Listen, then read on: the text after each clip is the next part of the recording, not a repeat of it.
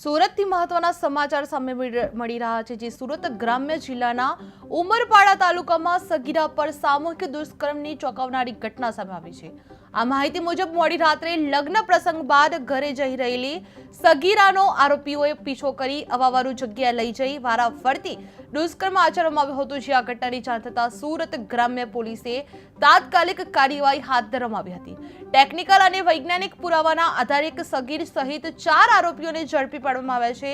આરોપીઓ સામે ભારતીય ન્યાય સંહિતા તેમજ પોક્સો એક્ટ હેઠળ ગંભીર ગુનો નોંધી કાયદેસરની કાર્યવાહી હાથ ધરવામાં આવી રહી છે। હાલ પોલીસે સમગ્ર મામલે વધુ તપાસ હાથ ધરવામાં આવી રહી છે। જે ઉમરપાડામાં સગીરા પર સામૂહિક દુષ્કર્મ આચરવામાં આવ્યું હતું, જેમાં 4 આરોપીએ પોલીસ દ્વારા ઝડપી પાડવામાં આવ્યા છે। પોલીસ સ્ટેશનમાં ગઈકાલે એક ગંભીર બનાવ બને, જે બનાવની અંદર ઉમરપાડા પોલીસ સ્ટેશનનો એક વિસ્તાર છે, જ્યાં એક લગ્ન પ્રસંગ હતો અને લગ્ન પ્રસંગ પૂર્ણ કર્યા બાદ જે સગીરા છે એ પોતાના ઘરે જતી હતી।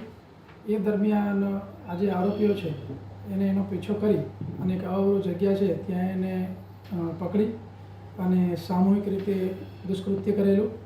જ્યારે યુવતીએ એમના પરિવારજનને જે કિશોરીએ વાત કરી ઘટના અંગેની, તો તાત્કાલિક એના પરિવારજનોએ પોલીસનો સંપર્ક કરેલો અને આ ઘટનાને ખૂબ જ ગંભીરતાથી લઈ તાત્કાલિક અમે લોકો તમામ ટીમ સાથે ઉમરપાડા પહોંચી ગયેલા અને આની અંદર સંડોવાયેલા જે આરોપીઓ છે એ આરોપીઓની તાત્કાલિક ધરપકડ કરવામાં આવેલી। જે આરોપીઓ છે એ લોકોનું ડિટેલ ઇન્ટ્રોગેશન કરવામાં આવેલું છે અને ગુનો દાખલ કરી તપાસ જે છે એ ઉમરપાડા પીઆઈ જે મોડ કરી રહ્યા છે। એનું સુપરવિઝન જે છે એ ઇન્ચાર્જ એસડીપીઓ જે બીકે વનાર છે એ કરી રહ્યા છે। આની અંદર એફએસએલ અધિકારીઓની મદદ લઈ રહ્યા છીએ, મેડિકલ એક્સપર્ટ અને અમારી તમામ જે સંયુક્ત રીતે ટીમ જે છે એ મહેનત કરી રહી છે। ખાસ તમામ આરોપીઓ જે પકડાઈ ગયા છે એમાં 3 આરોપીઓ જે ઉમરપાડા વિસ્તારના છે અને એ પોલીસ સ્ટેશન વિસ્તારના જે આરોપીઓ છે એમના નામ છે એક મિતેશ વસાવા, એક આકાશ ચૌધરી અને જે 3 નંબરના આરોપી છે એ રાહુલ વસાવા અને અન્ય એક કાયદાના સંઘર્ષમાં આવેલ કિશોર છે, જે બાબતની અમે અલગથી જે એક્ટ મુજબની કાર્યવાહી કરી રહ્યા છીએ।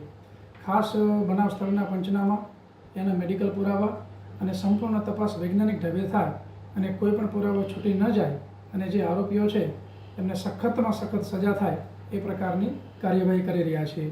જે ગુનો દાખલ કરવામાં આવ્યો છે એ બીએનએસની સંલગ્ન કલમો અને પોક્સોની સંલગ્ન કલમો મુજબ દાખલ કરવામાં આવ્યો છે કે જેની અંદર આજીવન કેદથી લઈ અને મૃત્યુદંડ સુધીની સજાની જોગવાઈ છે અને આરોપીઓને મહત્તમ સજા થાય અને સત્વરે નામદાર કોર્ટમાં ચાર્જશીટ થાય એવા તમામ પ્રકારના પુરાવા મેળવવાના પ્રયત્ન જે એક્સપર્ટ છે એમની સલાહથી થઈ રહ્યા છે અને તપાસ કરનાર અધિકારી છે એ ખૂબ સરસ રીતે તપાસ કરી રહ્યા છે।